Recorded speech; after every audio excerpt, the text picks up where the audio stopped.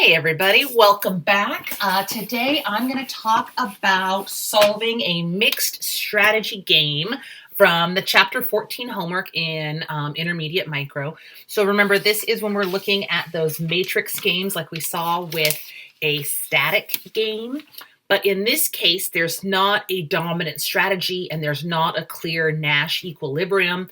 And so we have to use probabilities to solve for a mixed strategy game where there's a probability that each player chooses one action or the other. So the example that we're talking about in this problem is, I believe it's homework problem number 15 in chapter 14 in the MyLab. But it's also a solved problem in the book where they talk about children not wanting to, or children moving home after they graduate. So let's go ahead and take a look. We start out with a matrix, and there's a bunch of different versions of this, so I'll solve it two ways just to give us a little bit of extra practice. So in the problem, we have Jeff and Mimi, and Jeff is Mimi's child, and Jeff is returning home and has the choice to either look for work or loaf. So we have look for work or loaf, which is just to be lazy and not work very hard or not try to find work. And then Mimi, as the parent, has the choice to either support Jeff or not support Jeff.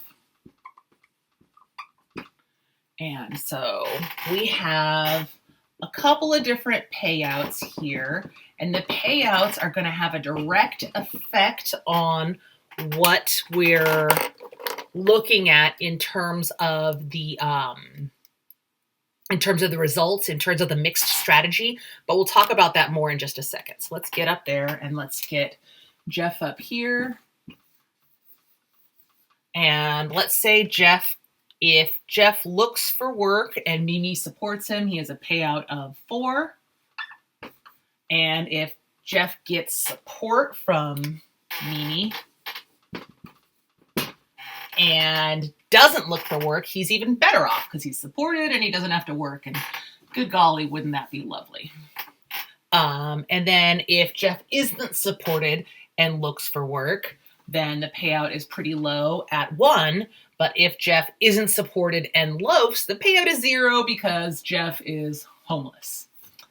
On Mimi's side, she wants to support Jeff, but she also wants him to go to work. If she supports him and he goes to work and looks for work, the payoff for Mimi is 5. If she supports him and he loafs, her payoff is -3 because she's supporting an adult child. If she doesn't support him and he looks for work, the payout is also -3. And if she doesn't support him and he loafs, the payoff is 0. So if we go through and try to solve this, remember what we want to do is hold each person, hold one player constant and then solve for the outcomes and then hold the other player constant. So what does that mean? That means we're going to go here and say, okay, if Mimi supports Jeff, what would Jeff do? If Mimi supports Jeff, Jeff can either look for work or loaf. Looking for work has a payoff of 4. Loafing has a payoff of 9. So Jeff will loaf. If Mimi doesn't support Jeff, he can look for work or loaf. And looking for work has a payoff of 1. Loafing has a payoff for 0. So if Jeff is not supported, he'll choose to work. So far, so good, hopefully. We then want to hold Jeff's strategy constant and look at what Mimi could do. So if Jeff looks for work, Mimi can either support him or not. And supporting him has a higher payoff, 5 relative to -3. So she'd rather support him if he looks for work. On the other hand, if Jeff loafs, Mimi would rather not support him because that payoff of 0 is better than that -3 payoff. So we hold one player's strategy and then determine the strategy of the second player. And then we look to see if we have a stable equilibrium, a Nash equilibrium. And a Nash equilibrium would occur if we could find a spot where they would both choose the same action and have no incentive to move. And already we can see that there's not an equilibrium because there's never a point where they're both in the same quadrant, right? Jeff is only going to want to loaf if Mimi supports him and only wants to work if he's not supported. Mimi only wants to support Jeff if he looks for work and will not support him if he loafs.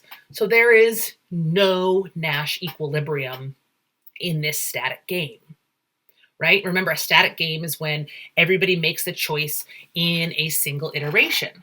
So instead, what we can solve for is a mixed strategy equilibrium. And a mixed strategy equilibrium says, well, what if there is some probability, theta j, that Jeff looks for work?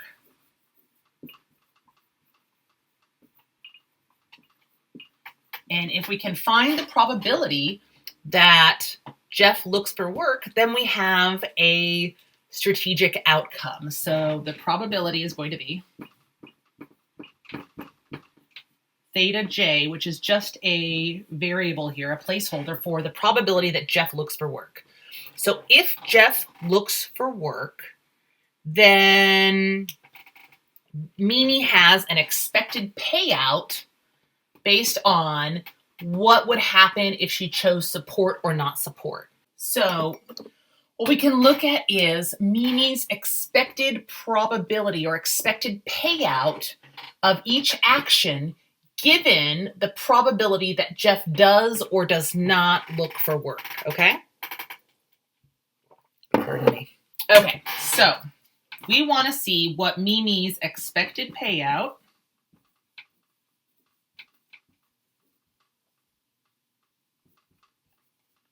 is for support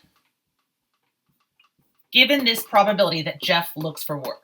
So if Jeff looks for work with a probability of theta j and Mimi chooses support, then it's going to be 5 times theta j plus the probability that Jeff doesn't look for work. There's a probability that Jeff will loaf, right? With a probability of 1 minus theta j. So if there is a probability that Jeff does one thing, the other half of that probability is that he doesn't, right? So if Jeff would look for work with a probability of 0.3, he will not look for work with a probability of 0.7. So the expected payout of support is 5 times the probability that Jeff looks for work and -3 times 1 minus the probability that Jeff doesn't look for work. Does that make sense? So we're saying that theta j is the probability that Jeff looks for work. 1 minus theta j is the probability that Jeff chooses the second option. There's only 2 options here. So if he chooses this with theta probability, he'll choose this with 1 minus theta probability, the other half of that 100% probability function. And so the payouts are dependent on the probability that Jeff looks for work. We can also do this for Mimi's expected payout of not supporting Jeff. So now the expected payout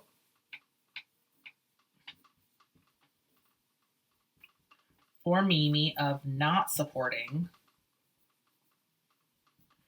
is going to be equal to -3 times that probability that Jeff looks for work plus 0 times 1 minus the probability that Jeff looks for work, which is the probability that Jeff chooses to loaf. Hopefully this makes sense because this is really the key to understanding how to solve this problem. Once you get here, it's just plug and chug, trust me. But the idea is that now, instead of having a certain payout, having an equilibrium where Mimi gets 5 and Jeff gets 4, and that's some stable equilibrium. Now we're using probabilities to understand that there are different incentives in play, and we don't know for certain what each player is going to do. So we use some probability. So we have the probability, the expected payout of Mimi supporting Jeff, given the probability that he does or does not work, and not supporting Jeff, given the probability that he does or does not work. To solve for the equilibrium, We just set these two equal to each other, right? So that's pretty simple. So now I'm going to kind of move this back a little bit. And we've got 5 theta j. And then we've got plus -3 times 1 and -3 times a negative theta j. So that's going to give us -3 plus 3 theta j. And then we're going to set it equal to -3 theta j plus 0. Oh, sorry, Jeff. And then now we just want to solve for theta j, which is the probability that Jeff will work. So I'm going to say add 3 theta j to both sides. And so we've got 5 plus 3 gives us 11 theta j.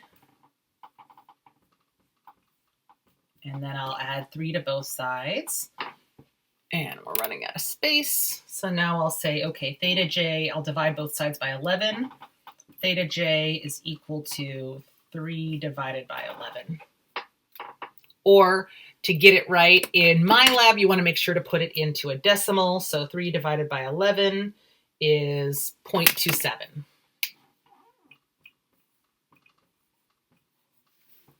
So far, so good? Does that make sense? If not, we have to do the same thing for Jeff. So now we have the probability that Jeff will look for work is theta j is 0.27. So let's put that up here.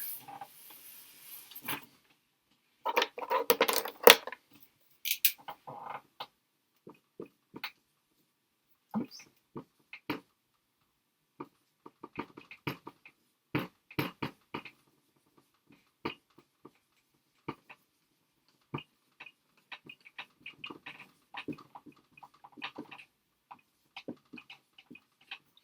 And then now we want to find the probability that Mimi supports Jeff. And we could do that the exact same way. So we're going to say that there's some probability that Mimi supports Jeff.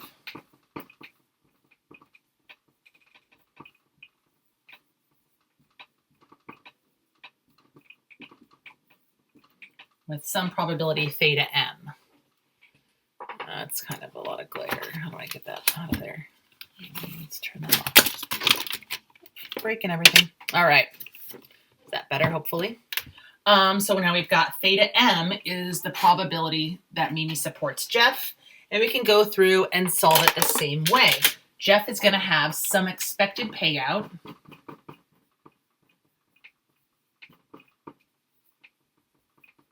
Associated with looking for work, which is equal to the expected payout associated with looking for work if Mimi supports him. So 4, and the probability that Mimi supports him is theta m,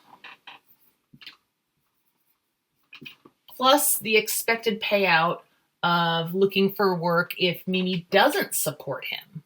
And that's 1 minus theta, because if she supports him with a probability of theta, she's going to not support him with the probability of 1 minus theta. So that's going to be 1 times 1 minus theta m. The expected payout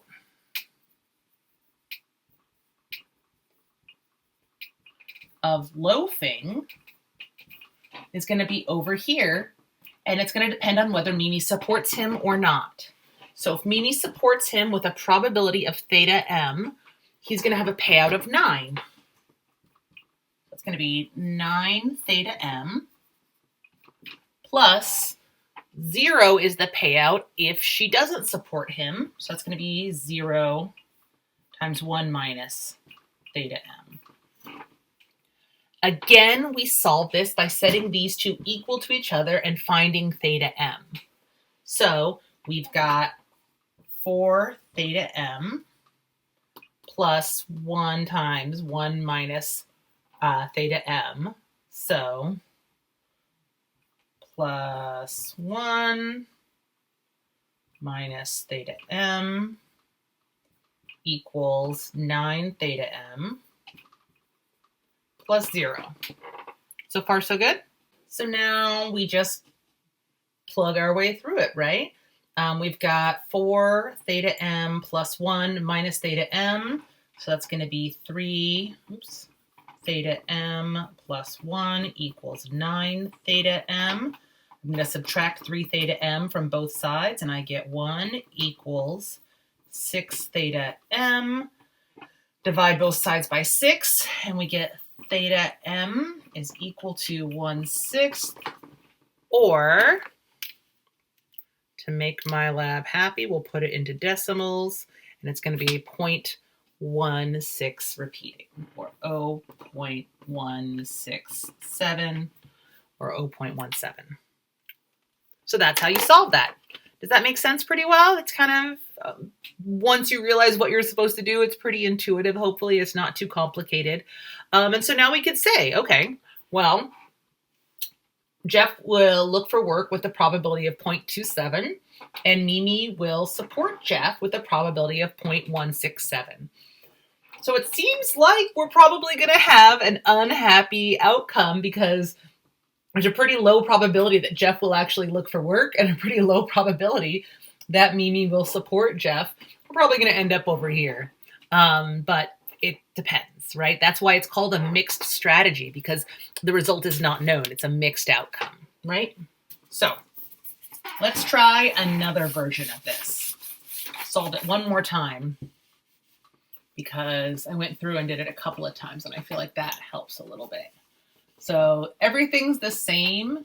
We're just going to alter the payouts slightly, and that's going to give us slightly different results. The intuition kind of stands because, and here's the big thing about these games, the outcome is not really so much about the value of the numbers, but the ordering of the numbers, the ordering of the payouts. So as Jeff and Mimi sort of have these bigger and smaller payouts, we're going to see sort of these outsized results take place, right? So the fact that there's not a Nash equilibrium is derived from the reality that the payouts here are low, but the payouts here, where they're non-cooperative, are much lower than 0, right? Does that kind of make sense? If we look at this next example, what you're going to see is the payouts are kind of ordered in the same way. So we have Jeff can look for work if his mother supports him with a payout of 2, and look for work without support with a payout of 1. He can also loaf with support with a higher payout of 4, or loaf with no support and get a payout of 0. On the other hand, Mimi can choose to support a working or a looking for work Jeff with a payout of 7, or support a loafing Jeff with a payout of -1. She can also not support Jeff while he looks for work with a payout of -1, or the payout of 0 for loafing. And that's how we get that not stable, that non-Nash equilibrium in the static game, is these payouts are low, these payouts are lower, and these payouts are the highest. And so it creates that dynamic. But let me prove it to you. Don't just take my word for it, right? So if we want to try to solve for the equilibrium, we want to try and solve for our Nash equilibrium. We want to hold each player constant and let the other player find their strategy. So if Mimi supports Jeff, Jeff can look for work or loaf. Jeff is going to choose the action that gives the highest payout. Loafing gives a higher payout than looking for work. So with support, Jeff will loaf. On the other hand, if Jeff is not supported, loafing gives a payout of 0, working gives a payout of 1. So Jeff will choose 1. Make sense? On the other hand, we can hold Jeff's behavior constant and choose what Mimi should do. If Jeff chooses to work, Mimi can support him or not. Supporting him is the highest payout, so she will do that. If Jeff chooses to loaf, supporting him gives a negative payout, while not supporting him gives a payout of 0. So that's going to be her choice. So again, we don't have a stable equilibrium. What we have instead is no Nash equilibrium. We can't solve the game this way, so we used mixed strategy to try and solve the game. We want to find the probability that Mimi will support Jeff, which is theta m, and the probability that, let's do that, probability, that Jeff will look for work, which is theta j. And so we solve for those expected payouts, set them equal to each other, and that gives us our values for theta. So let's do it. If we want to start with the probability that Mimi will support Jeff, theta m, we want to look at the expected payouts of looking for work with support and without support, and then of loafing with support and without support. So the expected payout for Jeff associated with looking for work is going to be 2 with support and 1 without support. We have a probability of theta m that Mimi will support him. So we're going to say that the expected payout is 2 times theta m plus 1 times 1 minus theta m, because that's the probability that Mimi doesn't support him.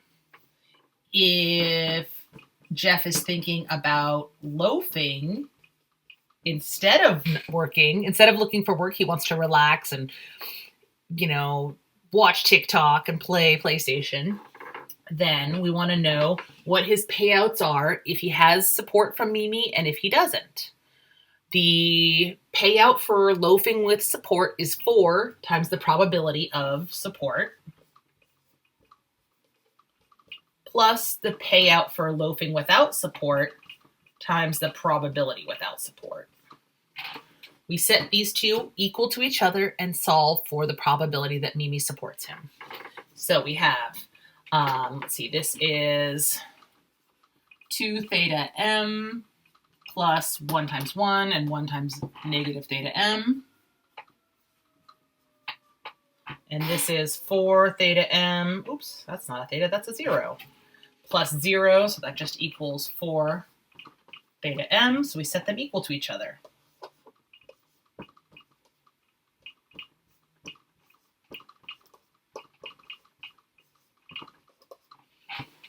So 2 theta m minus theta m, it gives us just 1 theta m.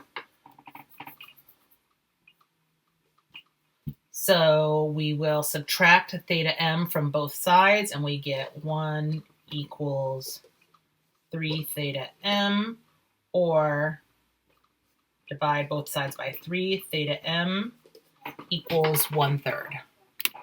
There we go. You see that? Does that make sense? So Mimi will support Jeff with a probability of 1/3 or 0.3 repeating. So far, so good. What about the probability that Jeff will look for work? Let's find out. We're going to look at Mimi's expected payouts given the probability that Jeff looks for work.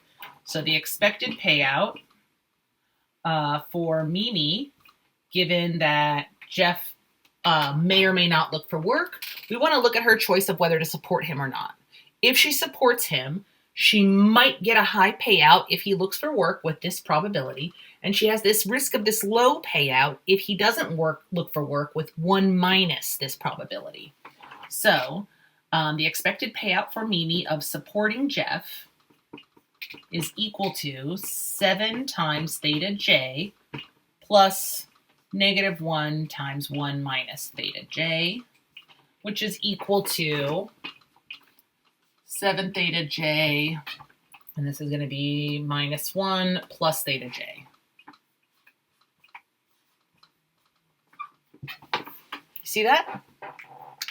This pen is not long for this world, so let's get a new one.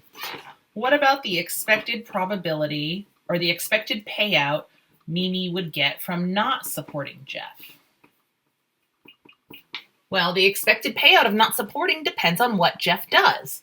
We know that Jeff is going to look for work with a probability of theta j, so Mimi will get a payout of -1 with probability theta j, but she'll also get a payout of 0 if Jeff doesn't look for work. So that's going to be 0 times 1 minus theta j, which is going to be equal to just -1 times theta j. We set these two equal to each other, and we find probability that Jeff will look for work. So we have 7 theta j plus theta j minus 1 equals -theta j. I'm going to subtract 1 from both sides and subtract theta j, or add 1 to both sides and add theta j to both sides. And so then I've got 7 theta j plus theta j is 9. Can you guys see that? Yeah. So theta j equals 1 divided by 9. Does that make sense? Hopefully. If not, let me know. Otherwise, that's how you solve a mixed strategy game. It's pretty exciting, right? It's kind of cool. It's a nice other tool to have in your economics toolkit. So let me know what you think about mixed strategy. Let me know what you think about static games. We also talked about lots of other game forms. You can also use probabilities in building those strategic games, right? Those game trees, those long form games like we did with the Stackelberg model. And that's really exciting stuff to do too. Not within the scope of class, not within the scope of this, but still an interesting thing to think about. So hopefully this helps make sense of that problem. Let me know if you have any other questions, and have a great rest of the day.